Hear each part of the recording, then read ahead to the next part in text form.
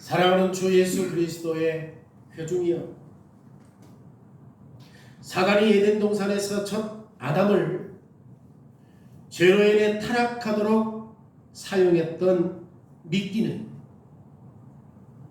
네가 하나님과 같아질 것이다 라는 거짓말입니다. 즉 권위에 대한 도전이었습니다. 아담과 하와야, 하나님을 네 뒤에 두어라. 너는 하나님이 더 이상 필요 없다. 너 스스로 독립해라. 이런 패턴이 역사 속에서 계속 반복됩니다.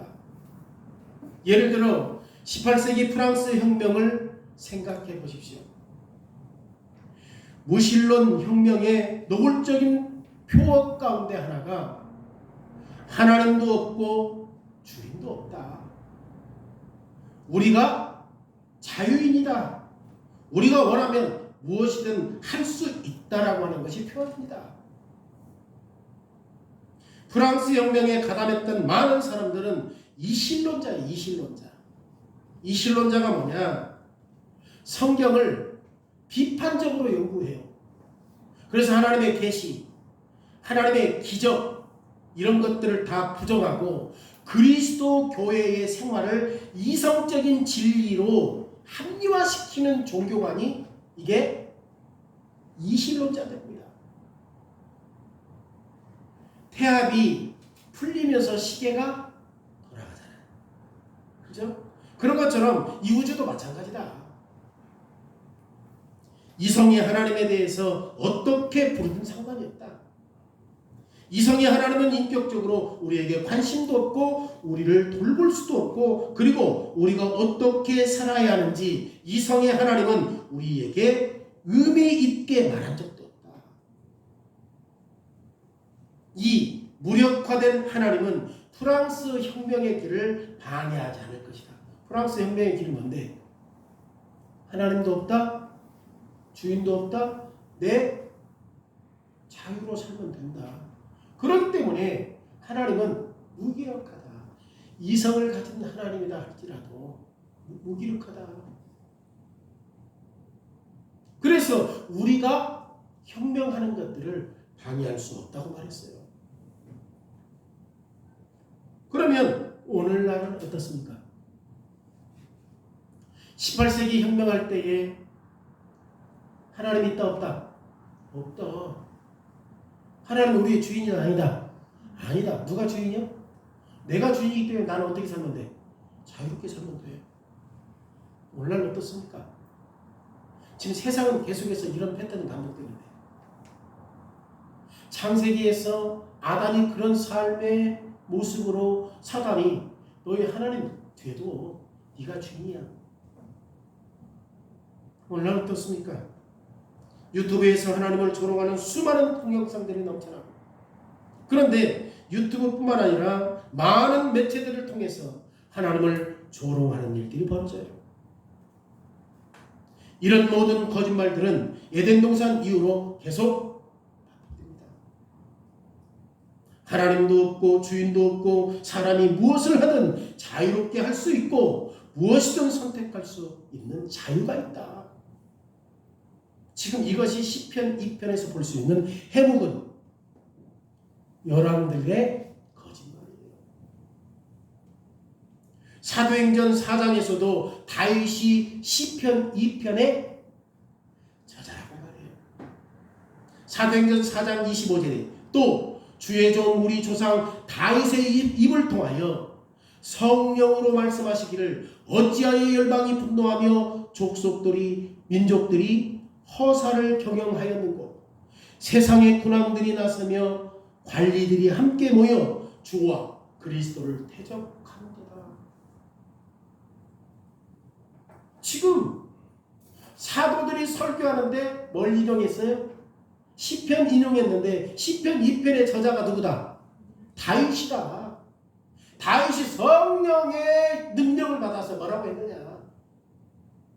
하나님과 하나님의 기름 부은 자들을 기름 부은 자를 어떻게 할 것이다? 대적할 것이다. 다윗은 예언적 비전으로 우리를 위해서 시편 2편을 기록했어요. 예언적 비전에서 하나님은 다윗에게 어리석게 거짓말을 따르는 열방에 대한 그림을 그려준 거예요. 열방은 뭐 하는 거예요 지금? 하나님이 없어. 그래서 그 결박을 끊어버리자. 그런데 그보다 더한 게 뭡니까 지금? 하나님은 열방에 대한 그림을 보여주시면서 지금 무엇인가를 하는 거잖아요. 그렇죠? 그렇잖아요. 다윗에게 성령으로 이런 그림을 보여주고 열방이 하나님을 대적할 때 그때 하나님께서 무언가를 할 때 지금 하나님께서 다윗에게 뭘 보여줘요? 메시아를 보여준 거예요. 메시아가 누구야? 기름 부은 자. 오늘 설교 제목은 하나님은 그의 통치를 전복하려는 무너뜨리려고 하는 어리석은 시도를 폭로하신다는 거야. 첫째, 그러면 열방의 전략이 계략이 뭐예요?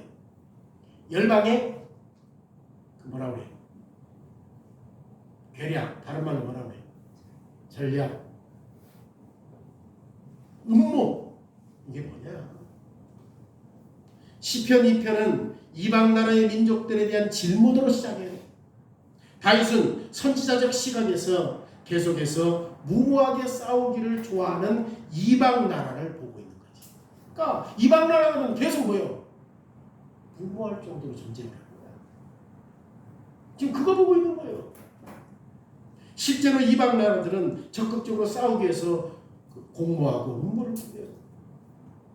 음모를 꾸며요. 그래서 세상의 왕들이 하나님을 어떻게 하는 것을 대적하는 일을 지금 어떻게 하는 거지? 이스라엘 백성들을 끌어들이는 거야. 세상의 왕들이. 2절 말씀 보세요. 뭐라고 얘기해요? 세상의 군왕들이 나서며 관원들이 서로 꾀하여 뭐라고 그래? 여호와와 그의 기름 부은 자를 어떻게 하라? 대적한다. 세상의 왕들과 관원들이 음모를 꾸미는 일이 여호와의 권위에 뭐 하는 거지? 도전한다. 그런 전략과 동모를 짜는 것이 초점에 맞춰 있는 거예요. 세상의 왕들이. 여호와라는 단어는 모든 성경의 철자의 대문자는 곧 여호와. 뭐라고 나와요 그게? 여호와. 나는 나이다라고 할 때 이게 신실하신 하나님이잖아요. 어디에 신실해? 언약에 신실하신 하나님. 그러니까 성경에 나오는 모든 여호와라는 대문자는 뭘 이야기해요? 언약에 신실하신 하나님을 보여주는 겁니다. 세상의 왕들은 여호와만이 아니라 하나님의 기름 부은 자 메시아를 대적하여 음모를 꾸미고 있습니다. 다윗은 세상의 왕들이 왜 하나님과 하나님의 기름 부은 자에게 음모를 꾸미는지 지금 질문하면서 시작해요. 세상의 왕들이 하나님과 기름 부은 자에게 음모를 꾸미는 일은 도리에 맞지 않지. 이치에 맞지 않죠. 하나님을 대적하는 일은 지혜롭지 않습니다. 이것은 시편 1편에서 소개된 지혜가 아니에요. 시편에서 뭐라고 말해요? 지혜가 뭐예요?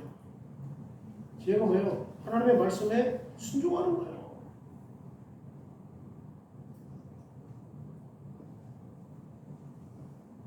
지금 이런 일들을 통하여서 지금 1절의 말씀에 뭐라고 얘기합니까?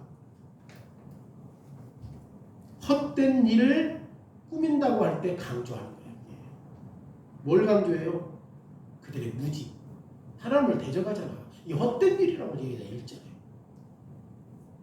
하나님을 대적하여서 하나님의 세운 기름 부은 자를 대적하기 위해서 계략과 음모를 꾸미는 것은 다윗이 1절에 뭐라고 말해? 헛된 일이라는 거야. 헛된 일. 이거 어리석은 일이라는 말이에요. 어리석은 일. 세상의 왕들의 계획과 음모는 무의미하고 무가치해요. 무가치한 계획을 세울 때 이방 나라와 민족들과 왕들은 바람에 날리는 겨와 같아요. 어디에서 나와? 시편 1편에서. 그럼 그건 지혜로워요? 지혜롭지 못한 거예요? 지혜롭지 못한 거죠. 그렇기 때문에 그들은 바람을 불면, 겨들은 바람이 불면 어떻게 돼? 말라가죠. 그러니까 하나님의 심판에 견딜 수가 있다 없다? 견딜 수가 없는 거예요. 3절 보세요. 뭐라고 그래요? 우리가 그들의 맨 것을 끊고 그의 결박을 벗어버리자 하는 거다. 여러분, 세상의 왕들은 여호와를 보고 있지만 하나님을 못 잡아. 지금 아버지로 보지 않고 뭘로 봐? 독재자로 보는 독재자. 그의 결박을 끊어버리자. 우리 자유롭게 살자. 세상의 왕들은 여호와의 명령에 역겹고 여호와의 율법이 부당하고 여호와의 약속은 의지할 것이 못되고 여호와의 위협은 진지하게 받아들일 필요가 없다고 말해요. 하나님이 분명히 당신을 대적하는 자들에게 뭐예요? 위협하는데 그거 진지하게 받아들일 필요 없어 라고 말해요. 그러면 우리가 독재자에게 어떻게 해야 하는가? 지금 열왕들이 그렇게 질문하는 거예요. 하나님은 독재자에게 하면 우리는 어떻게 해야 되는가? 열왕들이 어떻게 해야 되는가? 라고 질문한 뒤에 뭐라고 말해? 기름 부은 자를 쫓아내고 백성들에게 자유를 주자. 지금 세상의 왕들이 옳다고 생각하는데 맞아. 백성들이 누구를 따르려고 해? 열왕들의 음모를 따르려고 하는 거죠. 그러면 다윗의 시각에서 보았던 열방들은 구체적으로 누굽니까? 누구예요? 시편 2편에서 말하는 나라들이 구약 성경에 이미 나타나요. 그 가운데 하나가 예스겔서에서 확인할 수 있는데 예스겔 29장에서 하나님은 애굽을 심판하실 것을 약속해요. 그러니까 지금 다윗이 말했던 열왕이 누구야? 첫 번째는 예스겔서에서 말했던 애굽이요. 애굽이요. 지금 하나님께서 애굽을 심판하시겠다라고 하는 그 내용 가운데 하나가 예스겔 29장 9절에 이렇게 나와요. 애굽 땅이 사막과 황무지가 되리니 내가 여호와인 줄을 그들이 알리라. 네가 스스로 이르기를 이 강은 내 것이라 내가 만들었다 하는. 왜 하나님께서 애굽 나라를 치려고 하셨죠? 그 중에 하나가 뭐야? 하나님께서 만들었는데도 자기들이 강을 만들었대. 자기들 스스로 이르기를 이 강은 내 것이다. 내가 만들었다. 애굽은 여호와를 잊어버렸기 때문에 여호와는 창조주가 아니고 그리고 여호와는 이 모든 피조물의 주인이 아니다라고 말했어요. 자기가 주인이라고 말했어요. 역사 속에서 이런 분명한 시점이 있었다는 사실들을 기억하십시오. 역사 속에서 이미 애굽은 어떻게 됐어? 망했잖아요. 이미 하나님은 당신의 계시로 말미암아 애굽에 대한 심판을 폭로하고 있는 거죠.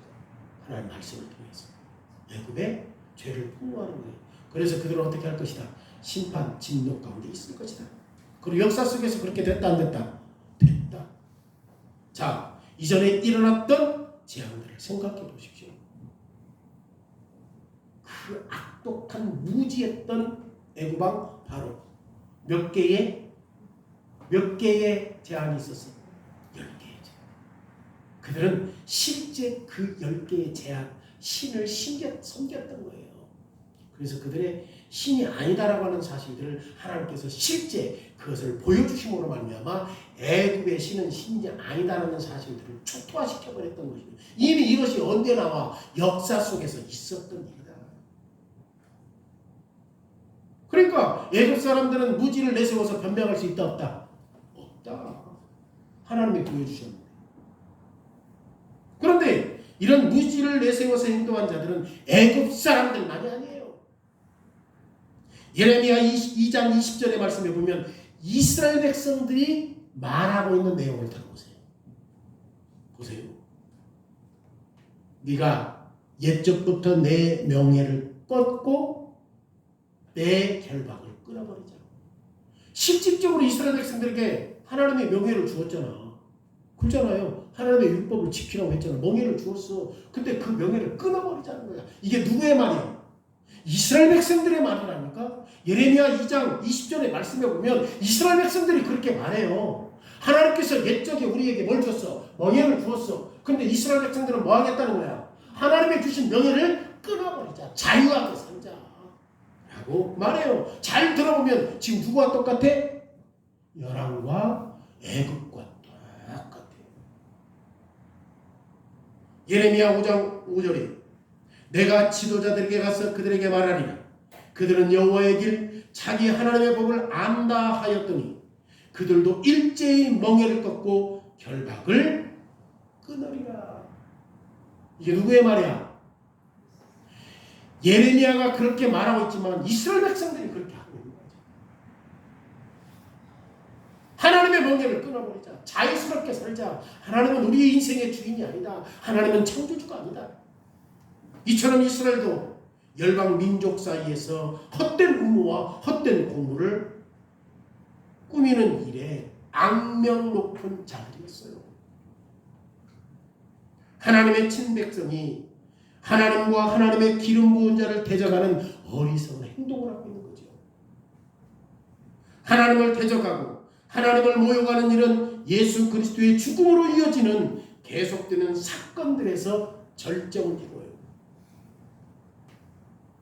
사도행전 4장에서 자신 신자들은 직접 그리스도에게 일어났던 모든 것들을 시편 2편의 말로 적용해요.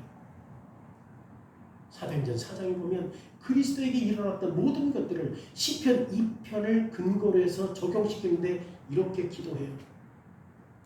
사도행전 4장 27절에 과연 헤롯과 본디오 빌라도는 이방인과 이스라엘 백성과 합세하여 하나님께 기름 부은 거룩한 종 예수를 거슬러 하나님의 권능과 하나님의 뜻대로 이루려고 예정하신 그것을 행하려고 이성해 보였나이다. 여러분, 헤롯과 본디오 빌라도가 이방인과 지금 이스라엘 백성들과 합세해서 하나님의 뜻을 거스르려고 지금 이성해 모였다는 거야. 이스라엘 백성들은 나사렛 예수를 왕으로 인정하지 않았습니다. 실제 그랬어요. 그들이 원했던 메시아가 왔음에도 불구하고 이스라엘 백성들은 왕, 메시아를 인정해요? 안 해요? 안 해요. 이스라엘 백성들은 그리스도의 왕적인 능력과 권능을 인정하지 않아요. 이적과 기적을 보였을 때는, 먹을 것이 있었을 때는 따라다녔지만 기적을 나타내지 아니하고 하나님의 근본적인 사역, 죽음의 길로 갈 때는 다 도망가요. 하나님의 약속을 받은 하나님의 백성들도 그리스도를 반역해요. 메시아에게서 순종하고 복종하기보다 사람이 만든 모든 규례와 율법을 자기들이 더 짊어지겠다는 거예요. 자기들에게 주었던 멍에를 끊어버리고 우리가 만든 멍에를 치겠다는 거야. 얼마나 무지몽매한 것입니까? 더 하나님이 주셨던 그 가벼운 명예를 벗어버리고 더 무거운 멍에를 치겠다는 거야. 이것이 오늘날 우리 교훈이에요. 하나님을 대적하는 수많은 사람들을 우리 주변에서 가까이 볼 수 있습니다. 그러면 우리는 어떻습니까? 마태복음 11장 28절로 30절 말씀해 보면 수고하고 무거운 짐진 자들아 다 내게로 오라. 내가 너희를 쉬게 하리라. 나는 온유하고 겸손하니 내게 와서 배우라. 그리하면 너희 마음에 쉼을 얻으리니 이는 내 멍에는 쉽고 내 짐은 가볍다. 그리스도에게 나오면 쉼을 얻을 수 있어요. 그리스도는 우리에게 멍에를 짊어지게 할 것입니다. 그런데 그 멍에는 어때요? 쉬워요. 가벼워요. 가벼워. 우리가 우리의 방법대로 길을 갈 때 발견하는 짐과 예수 그리스도께서 우리에게 주었던 짐은 비교 안 돼요. 내가 내 방법으로 가는 짐은 무겁습니다. 주님이 주신 짐은 가벼워요. 한번 비교해보세요. 마태복음 11장 28절로 30절에 나오는 길은 지혜의 길입니다. 시편 2편 첫 구절에서 나오는 열방의 길은 어리석고 미련하고 우둔한 길이에요. 왜? 하나님이 주셨던 명예를 끊어버리고 자기가 원하는 대로 멍에를 짊어지겠다는 거예요. 그리스도의 고통에서 벗어나서 지금 뭐요? 하나님의 통치와 그리고 그리스도의 통치에서 벗어나려고 하는 시도 얼마나 무지몽매합니까? 우리가 어느 길을 가든지 하나님의 통치 아래 살지만 하나님의 통치를 받아들이고 인정하는 사람들은 뭐 할 것이다? 축복을 받을 것이다. 다윗의 말이에요. 그러니까 지금 열방의 전략은 어떤 거죠? 하나님을 대적하기 위해서 음모를 꾸미고 누구를 끌어들여? 이스라엘 백성들을 같이 끌어들여서 이제 우리 자유롭게 살자. 그죠? 근데 성경은 뭐라고 말해요? 너희들이 자유롭게 산다고 하지만 그 멍에는 주님께서 우리에게 주셨던 명예보다 더 무겁다. 그래서 주님께서 어떻게 반응할지 보십시오.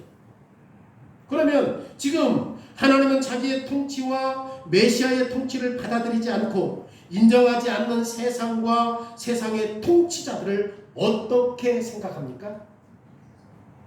4절에서 6절 말씀에서 그 내용을 확인할 수 있는 거죠. 지금 다윗이 뭐라고 얘기하냐면 하나님이 하늘 우편 보좌에 자정하신 분이라고 말해요. 그렇잖아요.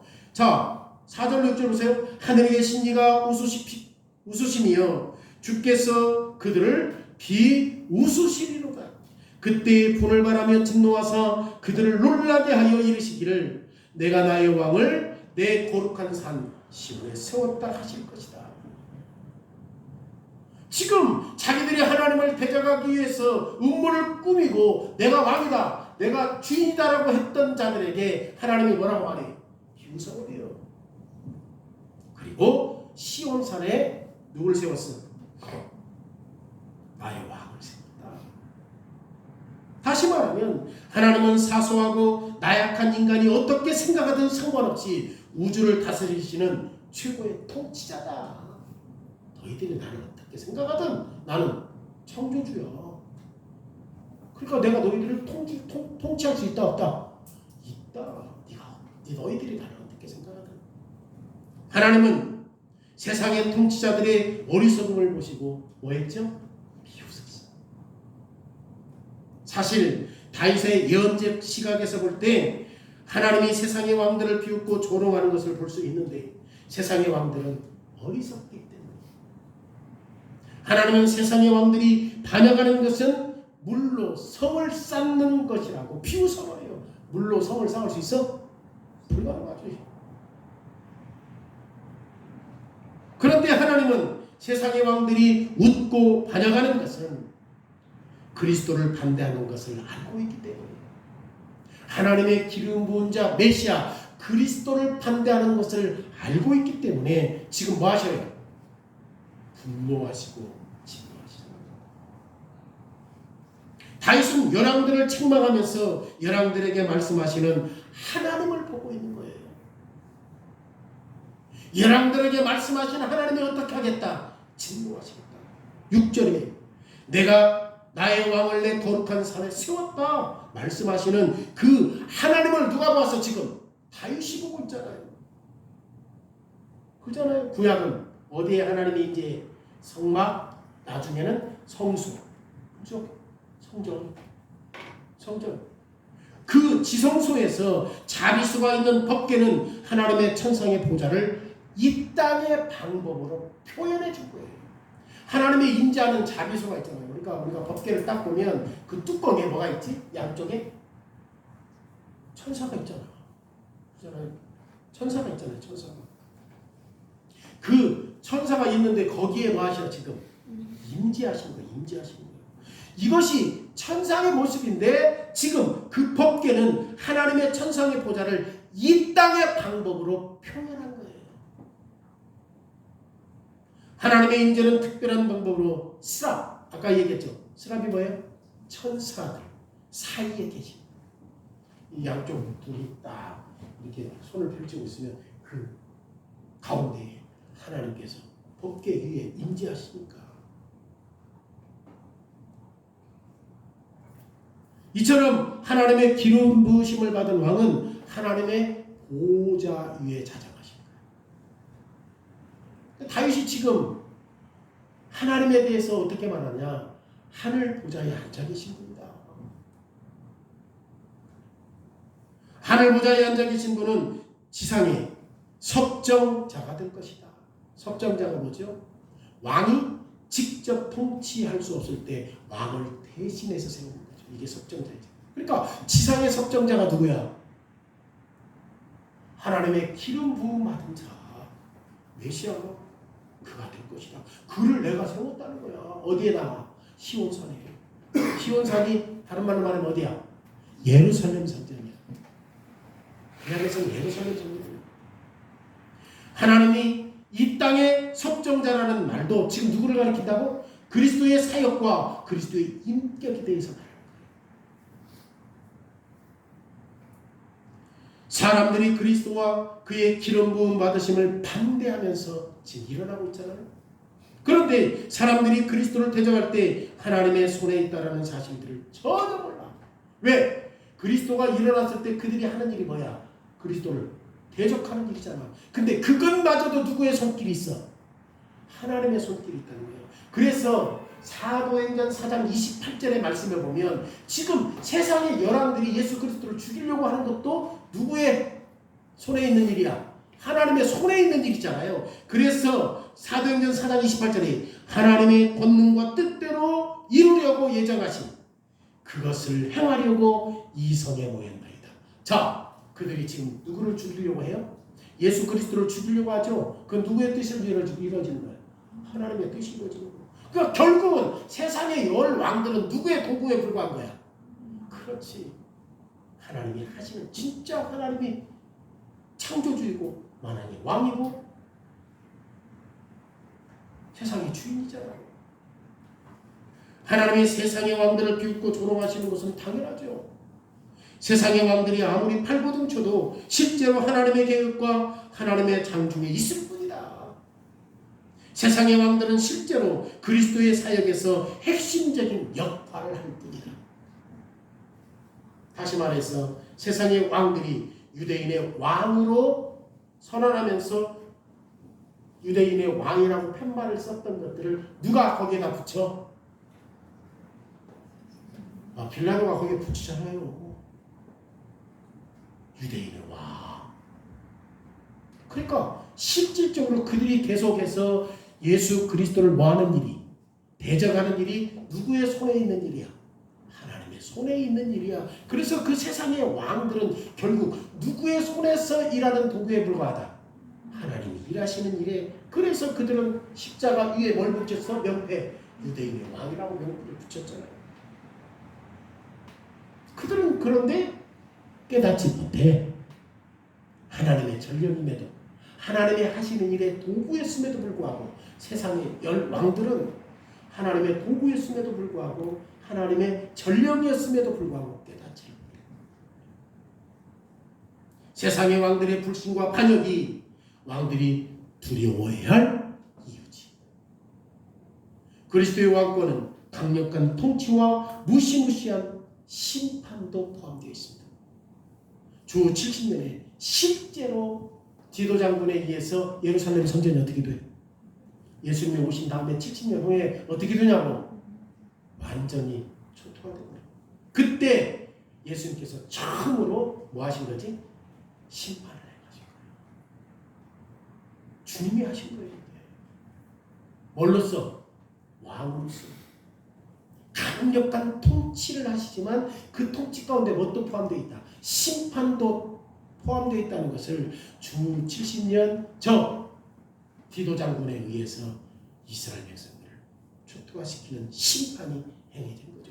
끔찍한 고통의 나날이었고, 그리고 이러한 모든 일들은 유대인의 역사가 요세푸스에 의해서 잘 기록되어 있어요. 요세푸스에 대한 내용들을 보면 이스라엘의 실질적인 역사에 대한 내용들을 잘 기록해서 읽어보시면 좋아요. 진짜 이때 두려운 시기거든요. 하나님의 복수의 때 얼마나 무시무시한지 단숨에 확인할 수 있는 상황이기 때문에 세상의 왕들이 그리스도를 왕으로 삼지 않을 때 치렀던 값을 그때 당시에 경험했던 것입니다. 특별히 유대인들에게 심판이 임했지만 하나님은 마지막 날 모든 사람들에게 뭐 할 것이다? 심판하실 것을 약속해요. 주 70년에는 예수님께서 오신 다음에 70년대는 누가 심판을 받았어요? 이스라엘이 심판을 받았지만 그러나 최종적으로 그리스도께서 오시는 날은 어떻게 될 것이다? 세상의 모든 사람들이 심판을 받을 것이다. 약속하셨어요. 예수를 왕으로 받아들이지 않고 예수의 통치를 인정하지 않는 사람들은 심판의 때에 즐거워하겠습니까? 그렇지 않겠죠. 그리스도를 왕으로 인정하지 않는데 주님이 왕으로 오셔서 심판할 때 어떻게 즐거워할 수 있겠습니까? 그러나 반대로 그리스도를 왕으로 인정한 사람은 심판의 때에 어떻게 해요? 즐거워할 수밖에 없는 거죠. 그럼에도 불구하고 자기의 길을 갔던 사람들은, 자기 방법대로 행동했던 사람들은 하나님의 무서운 진노를 당할 것이다. 지금 하나님 우편에 보좌에 계셨던 위대하신 왕 그리스도는 다시 오셔서 산자와 죽은 자를 심판하실 것을 오늘 지금 이 본문에서 그리스도께서 보여주시고, 세 번째로는 이제 메시아에 대한 보고. 그 내용이 뭐냐? 시편 2편 7절에서 9절의 말씀에 보면 지금 메시아의 말씀을 계속 보고해요. 알린다 그 말이에요. 다윗은 메시아가 여호와의 명령을 지금 말한다라고 하는 것을, 이루어진다는 것을 지금 들었어요. 여호와는 메시아가 그의 아들이라고 선언해요. 그잖아요. 메시아가 누구야? 하나님의 아들이요. 당시 메시아는 하나님에 의해서 나았다라고 선언했어요. 그래서 이스라엘의 왕들이 지금 하나님의 아들로 묘사하는 내용들이 많아요, 적어요? 많아요.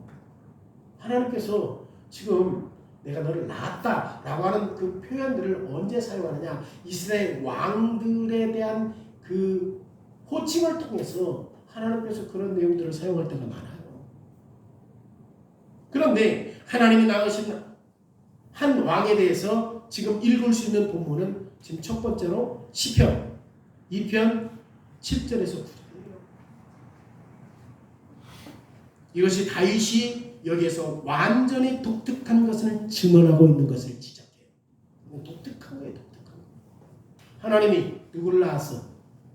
아들을 낳았어. 하나님이 아들을 낳았어. 우리가 이것을 바르게 하기 위해서는 유일한 방법은 성경을 성경으로 해석하는 거예요. 신약성경 몇 본문에서 그리스도를 직접 가리키기 위해서 몇 가지 단어를 사용해요. 자, 몇 가지 본문 가운데 그 중에 하나가 히브리서 1장입니다. 히브리서 기자는 지금 시편 2편을 이용해서 그리스도의 독특한 영광을 지적해요. 그리스도는 하나님 아버지가 낳은 독생자다. 지금 이게 다윗이 아주 독특하다는 사실들을 지적하는데 이게 신약 성경에서도 나타나긴 해요. 그런데 신약 성경에서 지금 히브리어에서 하나님의 독생자를 낳았다라고 하는 사실들을 지금 이야기할 때 시편 2편을 이용한다고 히브리서 기자가. 신약 성경에서도 하나님의 아들을 낳았다라고 말해요, 안 해요? 하는데 신약 성경의 기자는 뭘 가지고 와? 시편을 가지고 와. 그리스도는 하나님 아버지가 낳은 독생자다. 사도행전 13장에서 바울은 아버지가 낳은 독생자라고 하는 단어는 그리스도를 직접 가리키기 위해서 구체적으로 사도행전 10장에서 뭐라고 하느냐? 그리스도의 부활에 대한 내용들을 말해요. 그 그리스도의 부활에 대한 내용을 하나님이 아들을 낳았다라는 표현과 연결시켜요. 그러니까 하나님이 그리스도를 낳았다라고 하는 말은 뭘로만 해석해야 돼? 성경으로만 해석해야 가능한 거야. 왜냐하면 하나님은 신이기 때문에 우리가 어떤 방법으로 하나님께서 독생자를 어떻게 낳았지? 이거 이해할 수 있어요? 없어요? 불가능해요. 그럼에도 불구하고 성경을 성경으로 해석해야 할 때 지금 히브리서의 기자가 하나님의 아들을 독생자를 낳았다고 할 때 어디를 가지고 와요? 시편 2편을 가지고 와. 왜? 시편 2편에서 내가 오늘날 내 아들을 낳았다고 말해요, 안 해요? 그 내용을 그대로 가지고 오는데 사도행전 13장에서는 아들을 낳았다는 말을 지금 사도 바울이 뭘 근거를 가지고 얘기해요? 예수 그리스도의 부활을 가지고 이야기한다고. 그래서 이러한 내용들을 성경을 가지고 해석해야만 바르게 이해할 수 있다는 것을 확인할 수 있는 거죠. 그러므로 그리스도는 하나님의 메시아이면서 누구다? 하나님의 아들이다. 왜냐하면 그리스도를 누가 살려요? 하나님이 살려요. 하나님이. 이러한 내용들을 지금 낳았다라고 하는 사실들을 표현해 주는 거죠. 그런데 어떤 사람들은 오늘 내가 내 아버지가 되었다. 우리는 그리스도가 영원한 하나님이라고 믿는다. 그러면 어떻게 그리스도에 대해서 영원한 하나님이라고 말할 수 있냐? 참 좋은 질문이지만 우리가 성경에서 여러 번 우리는 사람이나 사물이 무엇인지를 말할 때 그것이 된다. 어떻게 되는 것이냐? 이것을 이해하려면 7절 마지막 부분에 너는 내 아들이라 오늘 내가 너를 낳았다는 이 말씀을 바르게 이해해야 돼요. 자, 오늘 7절 말씀에 너는 내 아들이라 오늘 내가 너를 낳았다 라고 하는 이 말을 다르게 바꾸면 뭐로 표현할 수 있어요? 내가 너를 낳았다고 오늘 선포한다. 그 말과 똑같아. 오늘 내가 너를 낳았다. 이 말이 내가 너를 낳았다라고 하는 사실을 오늘 선포한다. 그러니까 기본적으로 이것을 다르게 말하면 내가 너를 내 아들이라 선언했다 라고 하는 말과 똑같다는 거죠. 그래서 바울이 사도행전 13장 33절에서 그리스도가 하나님의 아들로 선포된 순간을 뭘로 말했다고요? 부활로 말합니다. 부활로 말합니다. 그래서 이게 어려워. 그래서 메시아에 대한 보고요. 메시아에 대한 보고. 왜냐하면 신약에서는 아들을 낳았다라는 사실들을 사도 바울이 뭘로 표현했습니까? 그리스도의 부활로 표현하고 있기 때문에. 그래서 내가 너를 낳았다라고 하는 이런 표현들을 너는 내 아들이다 이런 표현들을 신약에서는 부활과 연결해서 설명하고 있다라는 것을 말씀드리는 거죠. 그리스도는 분명 이전에도 있었어요, 없었어요? 있었어요. 분명히. 그런데 하나님의 아들로 나온 거야. 그런데 부활하심으로 영원하게 되는 그 순간에 하나님이 그리스도의 신분을 선언하신 것이죠. 너는 내 아들이다. 부활하신 것. 그래서 이런 내용이 좀 어려워요. 좀 어려워요. 설교하는 것이 좀 더 쉽지 않아요. 그런데 우리는 성경으로 해석할 수밖에 없잖아요. 어찌하든 간에 영원롭게 되시고 높아지신 메시아가 8절과 9절에서 뭐라고 얘기합니까? 뭐라고 얘기해요? 높아지신, 지금 하나님이 높아지신 그리스도에게 뭘 주신 거야? 온 세상과 온 땅을 다스릴 수 있도록 주셨다라고 보고하는 거야. 그러니까 메시아가 누구냐? 하나님께서 이 세상에 세우셨던 하나님의 아들, 하나님이 낳으셨던 아들, 그리고 신약적으로 말하면 부활하셨던 아들, 그를 통하여서 하나님의 아까 석정자, 하나님이 직접 통치하지 않고 다른 자를 세워서 통치할 수 있는 권한을 누구에게 주었다? 그가 낳은 아들 메시아에게 주었다. 그러니까 메시아는 이제 누구야? 하나님의 통치자예요. 통치자. 그런 사실들을 지금 보고하는 거죠. 그리스도는 만왕의 왕이시며 만주의 주님이시기 때문에 그리스도는 강력하게 어떻게 하실 수 있어요? 만왕의 왕이고 통치자이고 강력하게 세상을 다스리며 철장으로 뭘 부수려? 세상의 왕들을 부수뜨리는데 어떤 걸로 비유하고 있어요?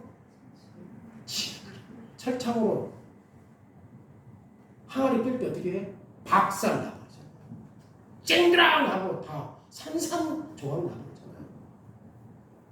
내가 내 왕을 세워서 그렇게 세상을 다스릴 것이다. 그러니까 세상의 왕들과 그리스도인들은 어떻게 해야 돼? 이런 내용들을 통하여서 하나님이 낳았던 메시아 그리스도, 그리고 지금 부활하셔서 하나님의 아들이라고 말씀하셨던 그 그리스도를 우리는 왕으로 섬길 수밖에 없다는 것을 우리에게 보여주는 거죠. 자, 메시아가 이 세상에서 다시금 세상의 왕들을 철창으로 부수릴 때, 질그릇처럼 깨질 때 누구도 방해할 수 있습니까? 없습니까? 불가능해요. 높아지신 그리스도는 시편 2편에서 예언된 우리의 구세주를 말하는 거예요. 우리가 시편 2편을 놓고 읽고 노래할 때 그리스도와 그리스도의 통치를 생각하는 거예요. 그러니까 이런 내용들을 알고 2편을 우리가 노래한다면 그 내용이 얼마나 풍성하게 드러날 수 있는 것인가. 그런데 우리는 믿음으로 그리스도와 하나가 되었기 때문에 생각해야 할 것들이 더 많아요. 우리는 메시아를 믿습니다. 신약 성경은 그리스도가 영화롭게 되었을 때 그리스도가 영화롭게 되어진 것들을 우리가 영화롭게 될 수 있다고 말하는 거예요. 그리스도가 왕이 되어서 세상의 왕들을 철장으로 다스릴 것이다 라고 하는 것도 믿어. 그럼에도 불구하고 우리는 또다시 더 나아가서 뭣도 믿어? 그리스도가 영화롭게 되었던 것들을 우리도 영화롭게 될 수 있다 없다? 그 사실들을 믿는 거예요. 요한계시록 2장에서 우리는 두아디라 교회에 보내는 편지를 읽을 수 있습니다. 두아디라 교회에 보내는 편지 마지막 부분에 그렇게 나와요. 시편 2편 9절에서 뭐라고 얘기해? 지금 그리스도에 대해서 말했던 것들이 두아디라 교회에게 그대로 적용돼요. 시편 2편 9절이 뭐예요? 내가 철장으로 그들을 깨뜨리며 질그릇같이 부서뜨릴 것이다. 여러분, 교회가 철장으로 열방을 다스리게 되고 교회가 열방을 질그릇같이 산산조각 낼 것이다 고 말합니다. 투아디라 교회 보십시오. 예수께서 요한계시록 2장 26절에 뭐라고 해요? 요한계시록 2장 26절에 이기는 자는 끝까지 내 길을 지키는 그에게 만국을 다스리는 권세를 줄 것이다. 누구에게? 우리에게 아까 말했던 하나님의 영화로움을 주겠다는 거야. 끝까지 이기는 자에게. 그래서 두아디라 교회에게 끝까지 이기는 자에게 너희들에게 만국을 다스리는 뭘 줘? 권세를 주시겠다고 얘기하는 거야. 그리고 27절에 나도 내 아버지께 받은 것이 요한계시록 2장 27절에 왜냐하면 이 권위를 지금 누구에게 받았어요? 하나님께 받았잖아요. 그래서 세상의 왕들이 그리스도를 대적하기 위해서 멍에를 끊어버리고 자기 멋대로 나는 자인이다라고 사는 자들을 철퇴를 가지고 항아리를 부숴버리는 거죠. 그걸 누구에게 받았다고 말해? 하나님께 받았다고 말해. 나도 내 아버지께 이걸 받았다. 뭘? 왕적인 권능을. 이처럼 시편 2편은 그리스도만이 아니라 그리스도와 하나 된 사람들에 대해서도 말해요. 우리도 왕이요. 우리 지금 그리스도로 말미암아 왕, 제사장, 선지자적 직분을 받았어요? 안 받았어요? 받았잖아. 그러면 당연히 우리가 그리스도를 대적하는 자들을 뭘 가지고? 철퇴를 가지고 얼마든지 부서뜨려야 돼요? 안 해야 돼요? 가능하잖아요. 그리스도와 연합된 우리가 언젠가 그리스도와 함께 그 모든 것들을 통치할 날이 올 것이다.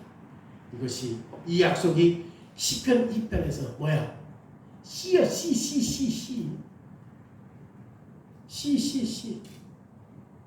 지금 씨의 형태로 보여주는 거예요. 이것이 신약성경 요한계시록에서 이제 드러나는 거예요. 그 씨가 뭐였는데? 너희들이 왕이 되어서 그리스도와 연합했던 너희들이 왕이 되어서 세상의 왕들을 철퇴로 부서뜨릴 것이다 라고 하는 이 씨에 대한 내용이 시편 2편에 기록되었지만 이제 그 씨에 대한 내용이 실질적으로 어디에서 드러나? 요한계시록에서 드러난다니까. 그런데 요한계시록에서는 그 내용을 어디에서 가지고 와? 시편에서 가지고 온다. 시편에서 가지고 와요. 우리는 오는 세대의 왕이고 여왕이에요. 우리가 하늘과 땅을 다스릴 것이고 그리스도의 모든 원수가 우리의 발 앞에 굴복될 날이 올 것입니다. 그래서 시편 기자는 이제 책망해요. 문책해요. 뭐라고? 잘 보십시오. 마지막 12절에 뭐라고 얘기해요? 응? 다윗은 세상의 왕들과 통치자들을 질책하잖아요. 지금 다윗이 앞에서 지금 예언적 비전을 보았다고 그랬잖아요. 하나님께서 이제 그림을 보여주었는데 어떤 그림이죠? 어떤 그림이요? 앞에서 이야기했잖아요. 하나님과 하나님의 기름 부은 자들을 세상의 열방들이 뭉쳐서 어떻게 하겠다? 대적하고 하나님이 주셨던 것을 끊어버리자. 하나님이 주셨던 뭘? 아까 그것들을 끊어버리자라고 하는 것을 지금 말하고 있는 거잖아요. 그것을 생각하면서 외치고 있다니까? 하나님을 대적하는 것은 참으로 어리석은 일이다. 그러기에 이 땅의 왕들과 통치자들은 뭐 해야 돼? 경고하더라. 10절은 그러잖아요. 두렵고 떨림으로 여호와를 섬겨라. 다시 말하면 세상의 왕들이 반역하는 것을 중단하고 하나님을 섬겨라. 하나님을 손바닥으로 치는 대신 하나님의 팔 앞에 엎드려 자복하고 하나님의 발에 입맞춰라. 하나님께 경의를 표시하고 하나님이 받아야 할 존귀와 영광을 돌려드려라. 얼굴을 낮추고 하나님께 경의를 표하지 않는다면 하나님의 진노가 임할 것이라는 것을 다윗이 말하고 있는 거죠. 하나님이 분노할 것이고 하나님이 분노하실 때 막는 자는 아무도 없을 것이다. 하나님이 분노와 진노가 폭발할 때 하나님은 의로운 거예요. 불의가 아니에요. 하나님 진노하신다고 불의야? 우리가 예수님이 언제 성전에서 불의를 드러낸 적 있어요? 없어요? 돈을 바꾸는 자들과 매매하는 자들을 그들을 다 쫓아냈잖아. 채찍으로 쳤잖아. 왜? 그는 유다의 사자로 돌변했어요. 왜? 하나님의 성전에서는 뭐 해야 되니까? 예배하고 하나님을 기쁘게 하는 일들을 성전에서 뭐 하고 있으니까? 매매하는 일들이 있었을 때 분명 그는 매매하는 자들을 쫓아내고 한정상들의 산을 뒤엎으시면서 누구로 변했지? 누구의 사자? 유다의 사자로 변했어요. 가느냐요? 그리스도는 하나님의 거룩한 제사장이기 때문에. 그런데 우리는 하나님과 난처한 관계를 만들 때가 많아. 우리가 실제로 왕이신 예수 그리스도에게 어떤 인상을 받았는가? 실제 그리스도에게 여러분들은 어떤 인상을 받았어요? 우리가 그리스도의 통치를 저항하는 방법에 대해서 한번 생각해 보십시오. 자꾸 우리 주변에서 유튜브에서 하나님 대적하는 일, 하나님을 이름을 빙자해서 그 코미디에서도 하나님의 이름을 짓밟아버리는 일. 그 사람들 그리스도인이라고 말한단 말이야. 하나님의 이름을 가지고 코미디하는 걔네들 그리스도인입니까? 진짜? 근데 그가 누구의 이름을 짓밟아? 하나님의 이름을 짓밟고 있잖아. 돈벌이로 살아. 그런 소재를 가지고 사람들을 이렇게 웃겨가지고 돈벌이하는. 우리도 자주 우리의 삶을 쪼개요. 그래서 이중적인 방법으로 살 때가 너무 많아요. 시편 2편은 우리에게 이런 식으로 말합니다. 앞에서 말씀드린 것처럼 우리는 프랑스 혁명과 같은 역사적인 사건들을 인터넷에 떠도는 영상들을 쉽게 볼 수 있어요. 그런데 우리가 영상에서 하나님을 조롱하는 것들을 볼 때 어떻게 웃고 즐기지? 가슴을 찢어야 돼요. 그런 방법을 통해서 누구를 짓밟으니까 하나님을 짓밟고 있는데 우리가 유튜브 보고 웃고 있어요.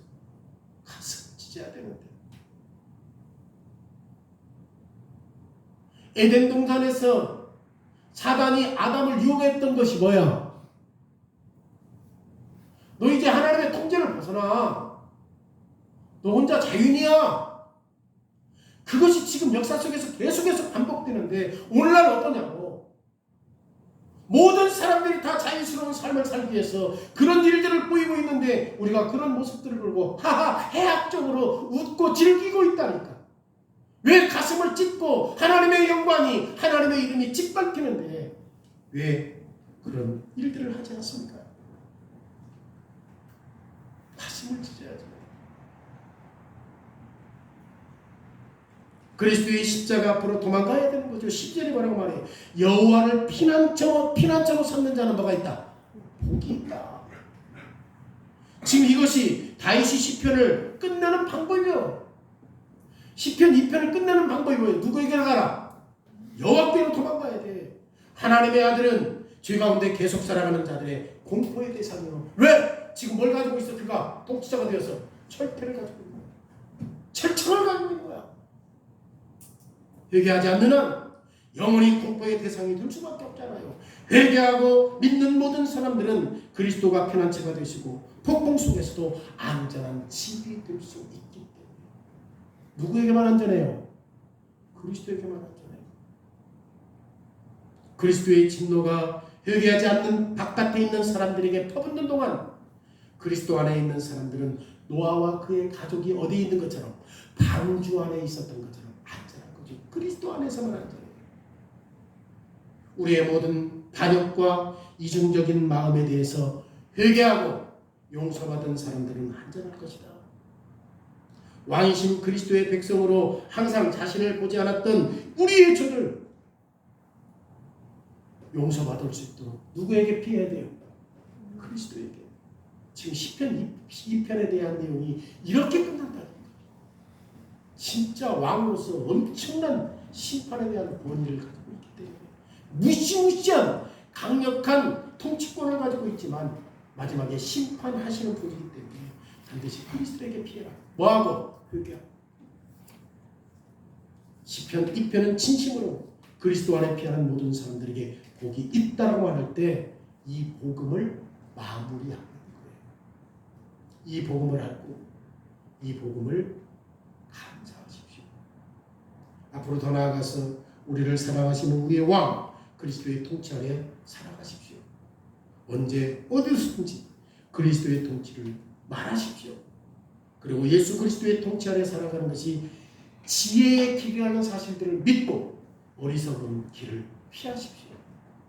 그 이유는 어리석은 길은 죽음과 파멸이기 때문에. 그래서 시편 기자는 다윗이 마지막 결론을 뭐라고 해요? 누구에게 피하는 것이 복이 있다? 여호와께 피하는 것이 복이 있다. 그리스도에게 피하는 것이 복이 있다고